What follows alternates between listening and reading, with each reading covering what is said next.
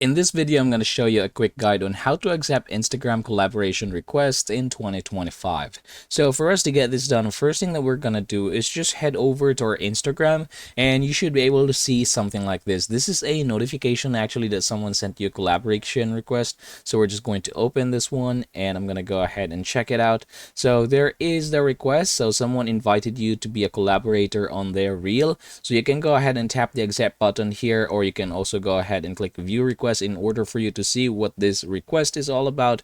And yeah, another thing that we can do in order to see that one is head over to this one right here. This is the profile, and once you're in your profile, you can just go ahead and click this one. So this is the tag request or the collaborator request as well. So you can go ahead and click that one, and then you can go ahead and tap the review button right here.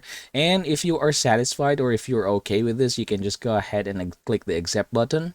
And there you go. You are now a collaborator on this post. So you should be able to see this one right here. That is your name. And yeah, if you are to close this one, open your profile, you should be able to see the post here as well. And that, everybody, is how you are going to accept Instagram collaboration request in 2025.